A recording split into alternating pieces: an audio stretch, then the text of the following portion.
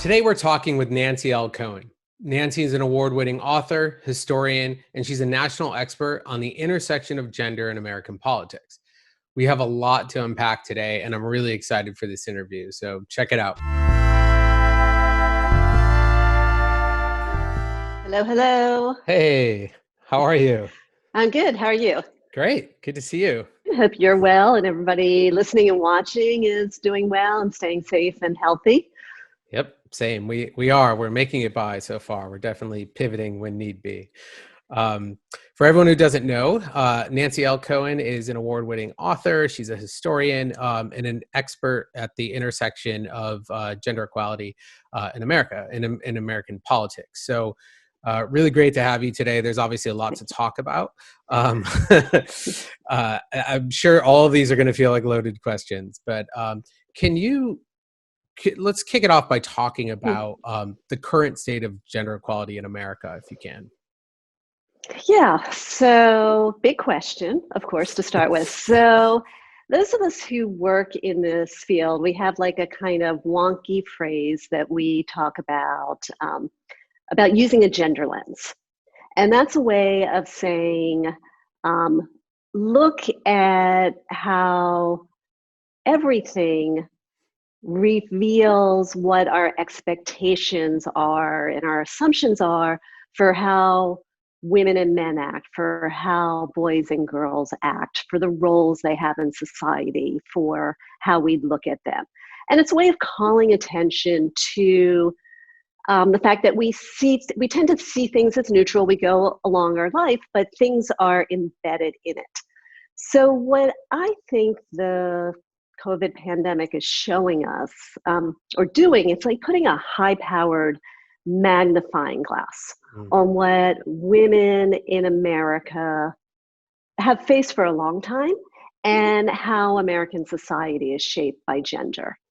And so there are kind of three things that really stand out to me right now.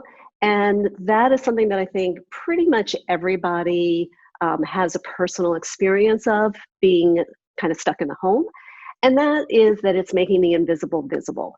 That women's care work in the home and family goes on all the time. Women do it disproportionately, but it usually goes unseen and unnoticed and unremarked on.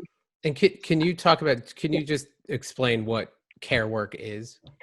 Yeah, so cooking, cleaning, taking care of the kids, making their doctor's appointments.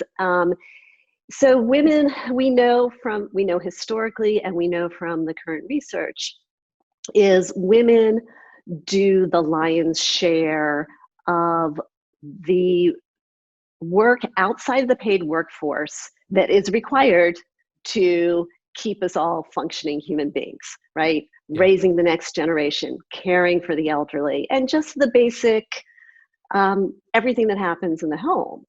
And in our busy lives, we don't necessarily see this all the time because we're too busy to see it. And so, I mean, this is true, I think, particularly for heterosexual couples or, single people stuck in the home right now who think, God, it would be really nice to have someone else to cook that third meal of the day. Right? So even kind of what we know is like generations under about 40, particularly in educated couples and more liberal and progressive couples, men are doing a lot more of this work, but we're still really, really, really far away from 50%. And that has a whole host of ramifications. So, which I'm happy to talk about, or we can. Yeah, no, I like I said, I think there's a lot to unpack with that, obviously. So what is it specifically about the pandemic? Is it just proximity of what's brought this more to light and is making most of us realize not just the value of care work, but the extent of it? Is it because we are here to see it? Is it that simple, or is there more to this? I think it's mostly just that simple, that we're face to face with it and we're seeing it. And I think, you know, in a more kind of philosophical way, this massive disruption to our daily routines is forcing us to look at everything with new eyes. And I think there's a lot of value to that in as horrible as this is. And, um, you know, maybe we can come out on in a better place if we approach that consciously. So it's proximity, but I also think because of, you know, and this gets more into the paid workforce, because so many of the supports that women rely on um, are, you know, in the workforce, in the public sphere, whether Yeah. it's childcare, public schools, uh, restaurants, grocery stores that you know you go to more often to pick up prepared food, and then it also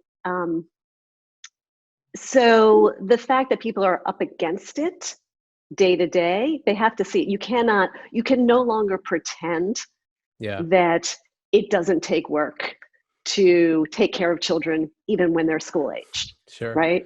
Yeah. Um, And there's another part of it too, and this kind of leads into kind of the second big thing I'm seeing with this. It gets more into the generally gender equality in our society right now. Is the pandemic is putting a spotlight on women's work in the economy, and women. I mean, we know women are workers, but before the pandemic, the lower wage, lower status work that is predominantly done by a disproportionately female workforce was taken for granted.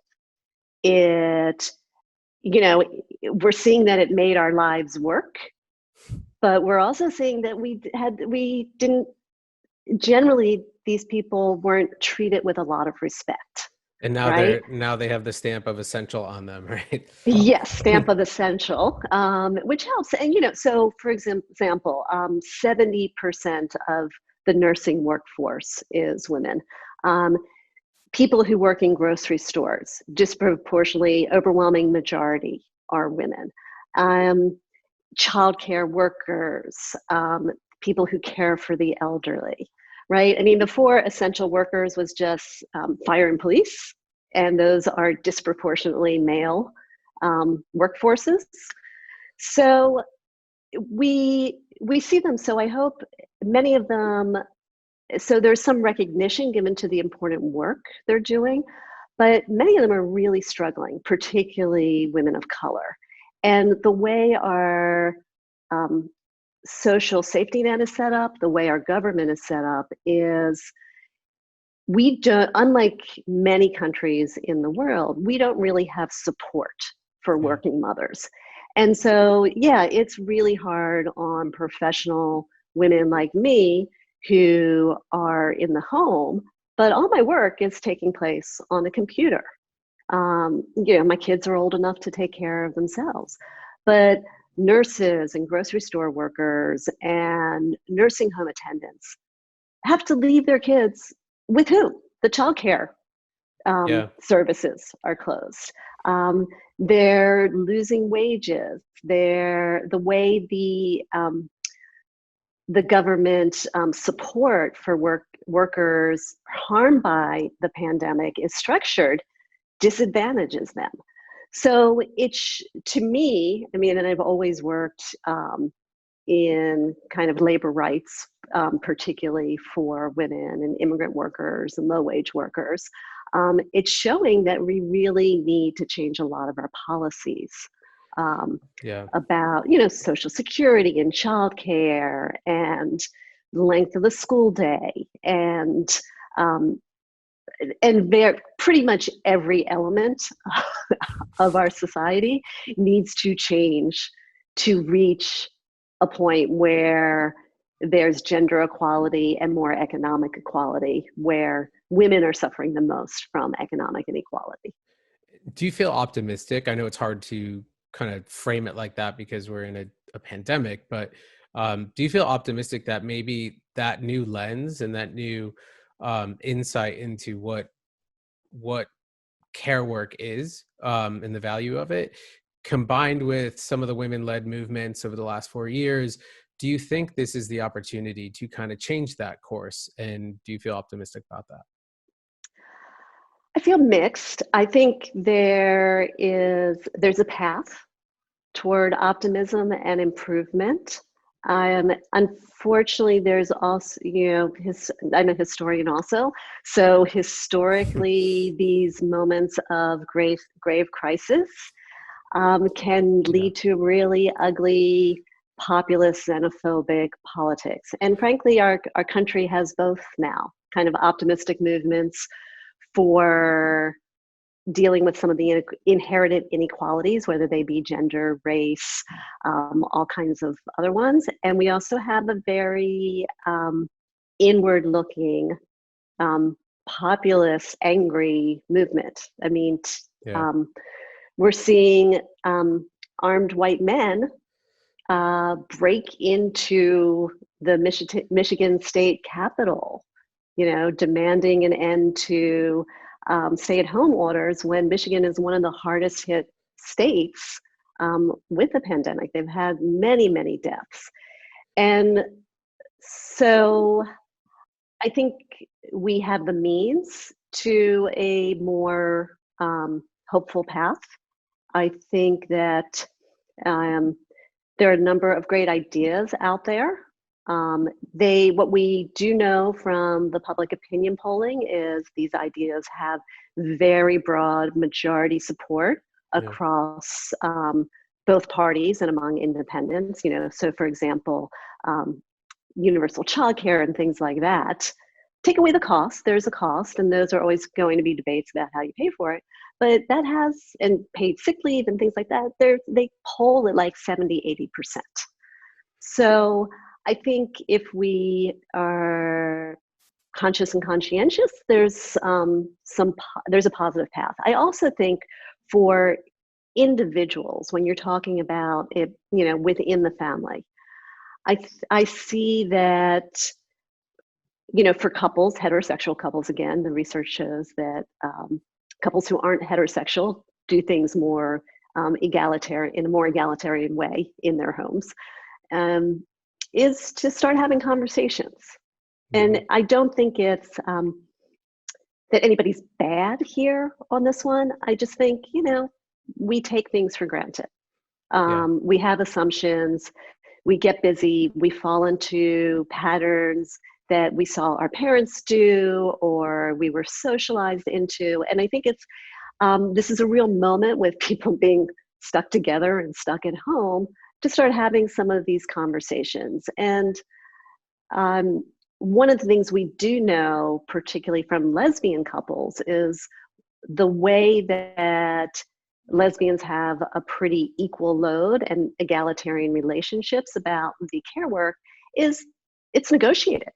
People Mm. talk about it. It's like, I'm going to do this, you're going to do that. No, I don't like doing that. You do that, right? So I think we need to get what I would recommend to people listening who think, oh, this may be the case for my life, is start having conversations about it. And I think Yeah. a lot of improvement can be made that way. Yeah, no, that's really good advice, and I'm seeing that firsthand. I mean, my wife and I have always kind of shared that workload, and she's actually always been the breadwinner. So I've seen this firsthand for a long time. But now that we're actually in the same house and we're both working from home, and we have a 5-year-old who is trying to go to school virtually, we have to do that. There's no it's a point of survival almost, where if we don't Right. share that workload and have a conversation about what the next day entails, someone's going to fail, and as a family unit we can't afford that. um, Going back quickly to what you were saying about, yes, there's optimism, but there's also forces working against that in this hyper partisan world that we find ourselves in. I often wonder, is it a volume versus numbers thing? Like, I feel, and to some of the stats that you pointed out, where generally across the board people are going in one direction, but all we hear is this other, which I feel is a smaller, louder voice. Is it right to assume that? Absolutely. That's a really good point. Um, yeah, and we're seeing a lot of that kind of volume, and also another element. to this that I think is really key to point out is the disinformation. Mm-hmm. There's a lot of discussion now about the disinformation coming out of the president's press briefings, whatever those are, rallies, briefings, stream of consciousness, bad novel, I don't know. So it's really, a democracy depends on a shared set, an agreement that a fact is a fact. Mm-hmm. So I want to talk about, kind of this intersection between the volume of a small number and misinformation, disinformation, and question of gender equality and women. And there's this old expression, very cynical, that never let a crisis go to waste. And what we're seeing is quite a few bad actors are exploiting the pandemic to push through longstanding reactionary and unpopular goals that are hurting women and undermining progress toward gender equality. So we're seeing it particularly around abortion, but into kind of a whole host of issues surrounding women's health. And basically, you had a cluster of states that exploited the pandemic to threaten reproductive freedom by saying abortion was non-essential, elective surgery when we know it's very time dependent. And it's the exact same set of states that pushed abortion bans in 2019 that so far have already gotten knocked down. They pushed this through with a lot of disinformation about what medication abortion entails, what the personal protective equipment that is needed for these procedures. And the disinformation there is in part because they know it's unpopular. So, for example, the Trump administration has the harshest regulations against using on stem cell research and using fetal tissue for that. A lot of vaccines have come from the use of fetal tissue, for measles, for tetanus, for others, to develop the vaccine. And obviously a vaccine would be very popular right now, but people on the anti-abortion right are spreading a lot of disinformation about fetal tissue, for example. And so what the research does show that if you can kind of put facts against the disinformation so people know it's disinformation, they step back and they think about, well, what are the goals? What are the real goals here? And, in this case, there's been a long-standing goal to control women's freedom, in large part by controlling women's right to decide if and when we have children. And we're seeing a real push on this during the pandemic, just as we've seen a real push to eviscerate environmental laws and a push to, give bailouts Immigration to as well, right? immigration. Mm-hmm. Yeah, I mean, you can take every kind of hot button topic of the Trump years, and they're using the cover of the pandemic to accomplish unpopular goals. Yeah. And people are distracted. People are overwhelmed with kind of maintaining their lives in this economic crisis and health crisis. Quick question on disinformation regarding abortion and that issue. Where's the flow of that disinformation? Because obviously, it's just in the political arena as a whole. I mean, we get that on social media. It's regurgitated, it's spread, and that's usually amongst the people. From what you're describing, it almost sounds like that disinformation is making it to policymakers, and they're making policy decisions based on information that is not factual. And I feel like that's like, how have we let it get to that point where that's the case? First of all, is that what you're saying? Yes, that is what I'm saying. And we do have very high level senators and governors actually disseminating this information, and governors like Abbott in Texas issuing the executive orders stopping abortion procedures based on disinformation. Mm.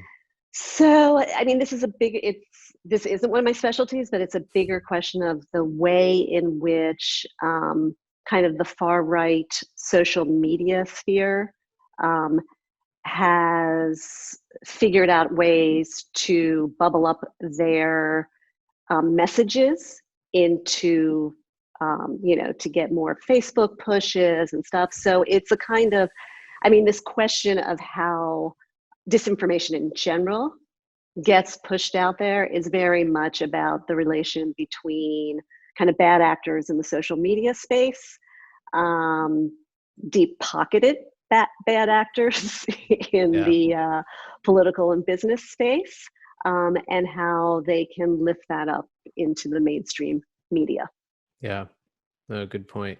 Um, I know we're kind of almost at the end of time here. I just want to kind of ask a quick question about post-pandemic, when and if that happens. What does this look like, for the 2020 race? 2018 was optimistic as far as women having leadership roles in the House, and what 2018 midterms look like in that regard. Now that there are no women at the top of the ticket, and obviously there's talk about Biden putting a woman as VP, what does gender look like in politics in the run up to 2020? And I know that is also a weighted question, but could you just speak to that? Sure, sure. I mean, it is one of the things I spend most of my time thinking about, so happy to. Um, so I think what we do know is that since the 1960s, women have turned out in higher numbers and higher proportions than men turn out. I think we're going to see even more of that now that rallies are pretty much off the table, because men tend to be more mobilized and motivated by the rallies, and women through other means and more habitual voting and activism and volunteer work. I think it partly depends on who the woman at the top of the ticket is. Some of the women in kind of mentioned in the top five had very robust gender equity plans when they were running for president. So I do think we will see that. What I noticed is that Biden, well, let's start here. The Trump administration has devastated women's health, economic security rights. So I don't think this is partisan to say that. He's been a disaster for women, besides, his personal treatment of women. So really the question is, what's going to happen on the Democratic side? I did notice that when the race was really down to Biden and Sanders, we stopped hearing about it. And this is really consistent with the global research that if you want leadership and action on gender equity, you need a woman in charge. It's very rare for men to do it. I do think with the numbers of women senators, the leadership in the party among women, even if there's not one at the top of the ticket, that there's going to be some advance. But frankly, what we know from every other social movement in American history, the people that are most affected have to make demands for change. Yeah. And so what we've seen in the millions of women that started being active in the Women's March in 2017 and have continued and have been the majority of people in groups like Indivisible and all the other grassroots groups, is that they have to convert their activism into saying, well, this is what politicians need to do for us. So, if you're a woman out there and angry or concerned or depressed about this, there are lots of avenues to get involved and make your voice heard about what is important to you and your family. So why don't men support gender equality? And I say that from a personal perspective because I'm the son of a mother, I'm the husband of a wife, and the father of a daughter. So where's the why? So we tend to, in our current environment, 2020, We tend to read all of this through partisanship and politics. Um, and what I think it's really important to recognize and understand, and it may be a way of helping us out of this morass that we're in, is that this starts in philosophical differences, ideological differences, religious differences. I wrote about this a lot in my book, Delirium, that the right as we know it today first emerged um, out of religious fundamentalism, mostly Protestant evangelicals, but also Mormons and Catholics, who had a real and genuine belief in the Bible's mandate that the man, the husband, is the head of the household, that women's role is to be wives and mothers. It's part of a whole world view that I personally don't share as a liberal Jewish woman, but I do understand that people came to this out of kind of genuine belief that the move toward women's equality was wrong. It was a violation of God's order. And if the show Mrs. America was doing their job better, we would know this. But they really kind of bungled the history, but that's another conversation. My wife's watching that So right now. yeah, I mean, I enjoy the show. It's great, but it's anyway. So basically from what you say, in my opinion, it's equality is a no-brainer, right? We're in 2020. But for others, that's kind of a decline of civilization. And so one of the things that so this move to ban abortion, to allow employers to not provide birth control in their health insurance coverage for employees, which, by the way, is coming up again at the Supreme Court next month, comes from a belief that women are subordinate.